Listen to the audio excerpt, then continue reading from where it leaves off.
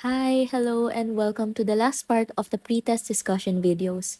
We'll cover the rest of the items starting from 31 until 45. And I hope that you're all still doing fine after all these math discussions. Pero hey, this is already the last part. Konti na lang, and I'm sure na kayang-kaya nyo to. Konting push na lang, kaya let's get started. Number 31. What would be the height of a trapezoidal building if at its base it measured 80 feet, its roof line measured 40 feet, and the surface area of one side was 7,200 feet squared? So, drawing muna natin yung problem para ma-visualize. Let's say that this is the trapezoid. Yung roof niya is 40 feet, yung base niya 80 feet. Yung surface area ng side na to is equal to 7,200 feet squared.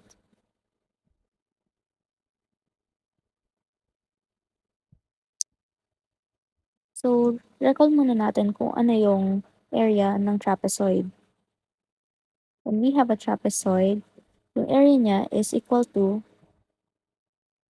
A plus B over 2 times height.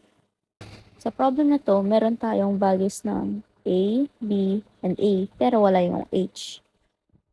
So, we can plug in the values para ma-solve yung value ng H. So, we have 7,200 feet squared equals 40 feet plus 80 feet over 2 times H.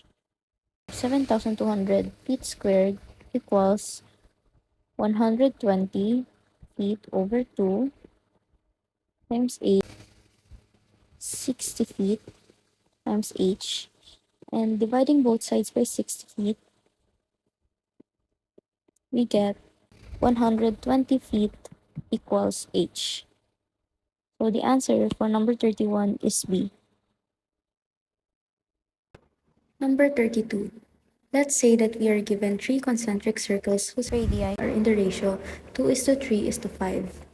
If the area of the smallest circle is 36 pi, what would be the area of the largest circle? So una, illustrate muna natin yung problem. So mag-drawing muna tayo ng tatlong circles. 1, 2,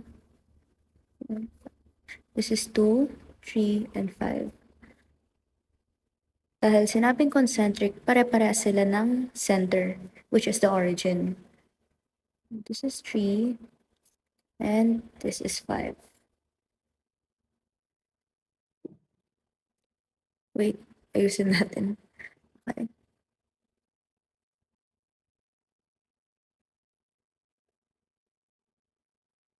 Okay. Kunwari maayos yan. So, let's recall that the area of a circle is equal to pi r squared. So, 36 pi is equal to pi r squared. Dividing both sides by pi, we get 36 equals r squared, or r equals 6. 2x is to 3x is to 5x. So we can take this as equal to this. So 6 equals 2x, dividing both sides by 2, we get x equals 3. Tapos, we want to get the area of the largest circle. So yung gagawin naman natin is ipa-plug in na lang natin yung x dito sa 5x, which will give us 5 times 3 equals 15. Tapos, now we have the radius. Area of the largest is equal to pi times 15 squared, or 225 times pi. So the answer for 32 is letter D. Number 33. Find the area of the rectangle below. So we are given the radius square root of 3, and recall that the radius is the same throughout the circle. So we can reimagine this as this square root of 3. So, gusto natin mahanap yung area ng rectangle. And ano nga ba ang area ng rectangle? Length times width. And this is the width, and this is the length. So, dahil meron na tayong square root of 3 dito, itong radius na to, kukunin na lang natin yung diameter ng circle para makuha yung width. So, the diameter of the circle is now equivalent to 2 square root of 3. Kasi minultiply lang natin by 2 yung radius. Tapos ngayon, gusto naman natin makuha yung length. Because nasabi na natin na yung diameter ng circle is 2 square root of 3, pwede na lang natin to i-multiply by 3. So the length is now 6 square root of 3. So the area of the rectangle is equal to 6 square root of 3 times 2 square root of 3 or 12 times 3 equals 36. So the answer for 33 is letter D. Number 34. In the figure below, lines D and F are parallel and the angle measures are given. What is the value of x? Ang mahalagang maalala natin dito ay ang properties ng angles and ng triangles. Nasabi ng properties ng angles na yung value ng angle dito is equivalent sa value ng angle dito. So we have 35 degrees. Dito naman, dapat equivalent yung angle nito as a whole to 180 degrees. So 180 minus 120 is equal to 60 degrees. So this is equal to 60 degrees. Ngayon, tignan natin itong triangle na na-form nito. Recall that the sum of the angles in triangle is always equal to 180. So we can find x by adding it with 35 and 60 and equating it to 180. So we have 35 plus 60 plus x equals 180. Isolating x on one side, we have x equals 180 minus 60 minus 35, or x equals 120 minus 35, and simply x equals 85. So the answer for 34 is C. Number 35. If JOKE is a rhombus and the angle of JKE is 55 degrees, what is the angle of JEK? So we're given the angle of this, which is 55 degrees, and we want to find this, which is x. So, para magawa natin to, let us first recall some properties of a rhombus. Kunwari, meron tayong ganitong rhombus. A, B, C, D. So, first na kailangan natin maalala, yung angle ng A is equal to the angle of C. And similarly, the angle of B is equal to the angle of D. So, same ito and same ito.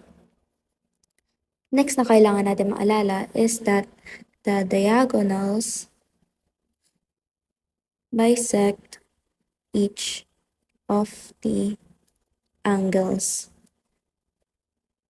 So, ibig sabihin, hinahalf niya yung angle ng bawat corner.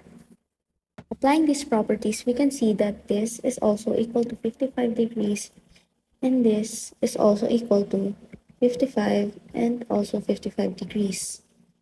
Ngayon, tignan na lang natin itong triangle na to. So we have J, E, K,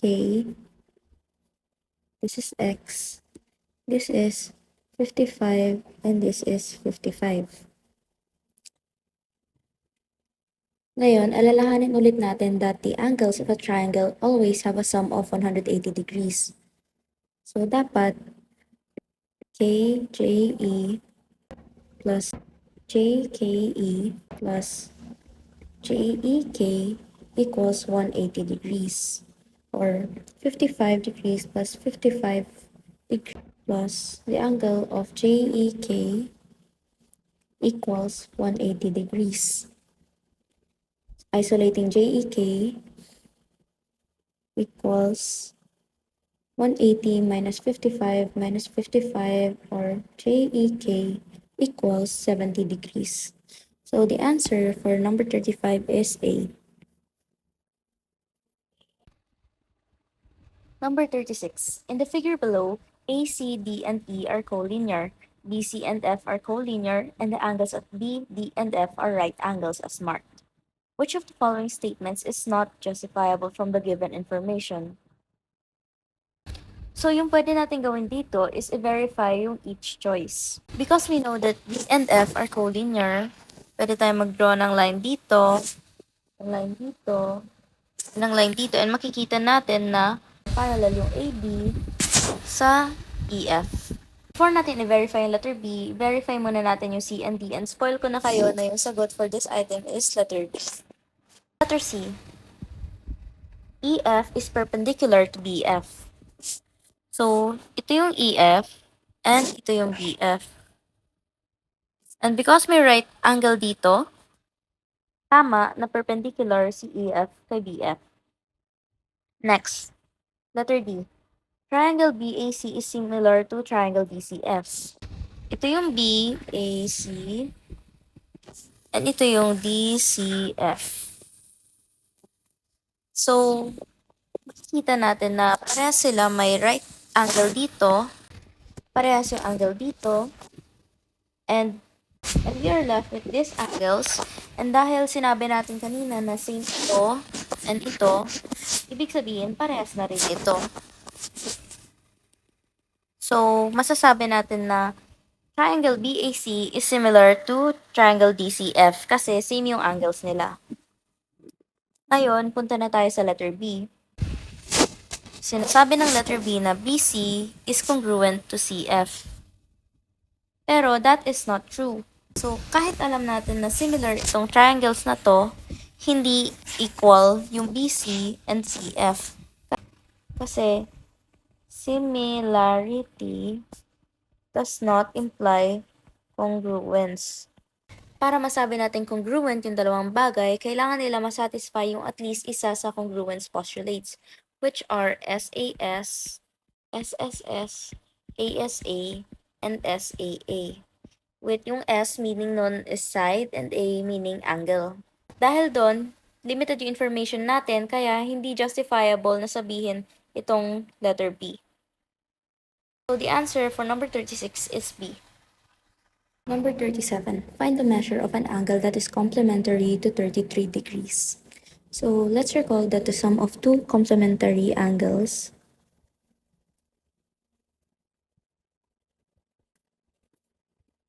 is always equal to 90 degrees. And kapag naman sinabing supplementary angles, equal siya sa 180 degrees. So, hinahanap ay angle that is complementary to 33 degrees. So, we can write this as 33 plus x equals 90, or x equals 90 minus 33, simply x equals 57. The answer is letter B. Number 38. What is the length of AC? So we are asked to solve for the value of this side. And given na tayo ng angle ni A and value ng opposite side which is 3. So dito gagamitin natin yung concept ng saw TOA. And in particular, yung saw yung gagamitin natin. Kasi we have sine theta equals opposite over hypotenuse. And ano nga ba hinahanap natin? Yung hinahanap natin yung hypotenuse. So we have sine theta equals opposite over x. Tapos, given tayo ng angle na 45 and yung opposite side na 3. So, magiging sine 45 equals 3 over x. Ngayon, we just have to solve for x. X equals 3 over sine 45. Solving sine 45, we get x equals 3 over square root of 2 over 2, or 3 times 2 over square root of 2. Lipat lang natin. So, What is 3 times 2 over square root of 2? We have 6 over square root of 2. Pero gusto natin i-rationalize ito, and we can rationalize this by multiplying it by square root of 2 over 2, which is just equivalent to 1. So 6 times square root of 2 over square root of 2 times square root of 2 is 2. So 6 divided by 2 is 3 square root of 2. The answer is letter D. Number 39. A right triangle has two sides of length S. What is the correct formula for finding the length of the hypotenuse H? Drawing muna natin yung problem. So, we have a right triangle and meron siyang length dito equivalent to S and dito equivalent to S. What is the correct formula for finding the length of the hypotenuse H? So, recall natin yung Pythagorean theorem. A squared plus b squared equals c squared, where a and b are the sides and c is the hypotenuse. Replacing a and b with s, we get s squared plus s squared equals 2s squared equals c squared, and when we square both sides, we get square root of 2s squared equals c. And the answer for this item is letter A. Number 40, how does a ray differ from a line segment? So, let us recall kung ano nga ba yung itsura ng line segment, ng ray, tsaka ng line. So, a line segment has two endpoints. A ray has one endpoint, but it continues in the other direction, while a line continues in both directions. Based on the choices, the correct answer is E. Number 41. Which of the following is the value of sine of 45 degrees minus cosine 45 degrees? So, recall natin na meron tayong property ng sine and cosine that allows us to write it into the other. Like, for example, meron tayong cosine x and pwede natin siya isulat as sine of 90 minus x. Pwede natin isulat yung problem as sine of 45 degrees minus sine of 90 degrees minus 45 degrees. Or in short, sine of 45 degrees minus sine 45 degrees. And simplifying this, we have 0. So the answer for 41 is C. Number 42. If a right triangle has an interior acute angle theta such that sine theta equals 10 over 26, determine the perimeter of the right triangle. So, gagamit tayo dito ng SOHCAHTOA, and in particular, since meron na tayong sine theta equals 10 over 26, gagamit tayo ng SO. So, sine theta equals opposite over hypotenuse, which is based sa given 10 over 26, and pwede pa natin to i-simplify to get 5 over 13. And additional note pala for this item, hindi solvable yung perimeter with just an angle alone kasi kunwari, meron kang ganitong triangle and kapag andito yung angle theta, kapag in-scale up mo siya, same pa rin yung angle. Kaya, for this item, let's assume that the opposite is equal to 5k and the hypotenuse is equal to 13k. So, i-redraw natin yung figure. We have theta, 5k, 13k. And para sa problem na to, let's say that k is equal to 2. 2, pwede na natin gamitin yung sinabi natin kanina na 26 yung hypotenuse and 10 yung opposite. So, para ma-solve itong side na to, gagamit na tayo ng Pythagorean theorem, which is a squared plus b squared equals c squared, where a equals x and b equals 10 and c equals 26. Isolating x, we have x squared equals 26 squared minus 10 squared, or x equals square root of 26 minus 10 squared. which is x equals square root of 676 minus 100, x equals square root of 576, which is equal to 24. Na tayong value ni x, which is 24. And para makuha natin yung perimeter, kailangan lang natin i-add yung length ng bawat side. So, 26 plus 24 plus 10 equals 60. So, the answer for number 42 is D. Number 43. Which of the following angles is coterminal to negative 315 degrees? So, recall natin that coterminal means same initial and terminal side. Initial meaning the starting point and terminal meaning the ending point. So, maganda na i-drawing natin to visualize it properly. So, let's say meron tayong angle theta. This is its initial side, and this is its terminal side. And i-recall din natin that a positive angle moves in a counterclockwise direction, while a negative angle moves in a clockwise direction. So this means that negative 315 degrees can also be rewritten in its positive counterpart. So to do this, ima-minus lang natin yung 360 degrees minus 315 degrees, which will give us 45 degrees. Tapos, to convert this to radians, we can multiply 45 degrees by pi over 180 degrees, which will give us pi over 4 radians. So the answer for 43 is letter B.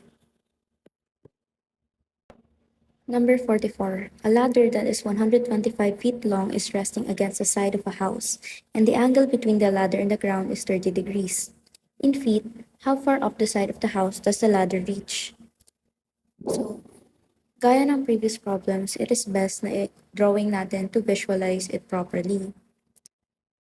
So, let's say this is the side of the house, and there is a ladder 125 feet long,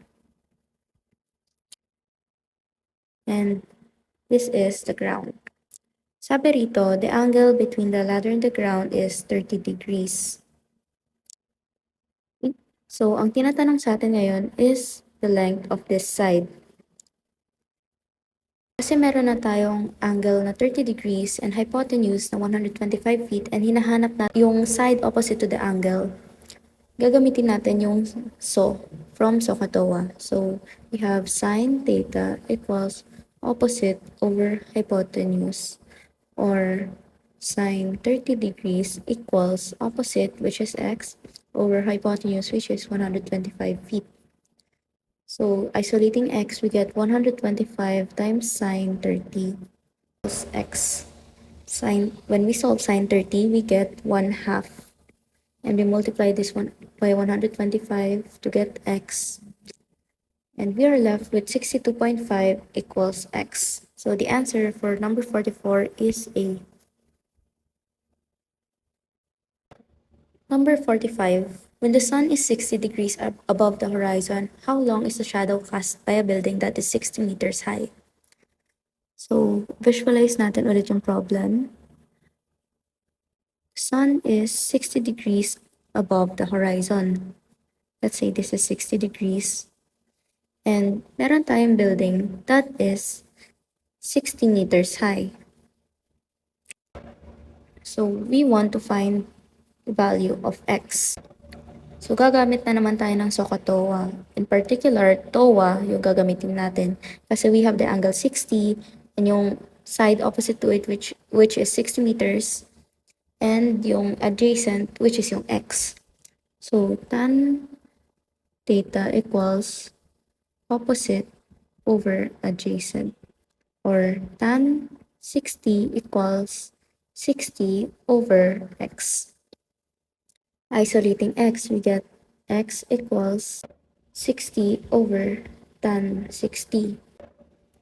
So una, solve muna natin kung ano nga ba yung value ng tan 60. Let's recall that tan 60 is equal to sine 60 over cosine 60. Solving this, we get square root of 3 over 2 times 2 over 1. Makakancel sila, leaving us with square root of 3. So, ang mangyayari, we have x equals 60 over square root of 3. Rationalizing this, we get 60 square root of 3 over 3, or simply 20 square root of 3. So the answer for this item is B. Congratulations for reaching the last item of the pretest. Again, more in-depth discussions are also posted on our channel, as well as video discussions for the post-test. Thank you all for watching, and I hope that this video helped.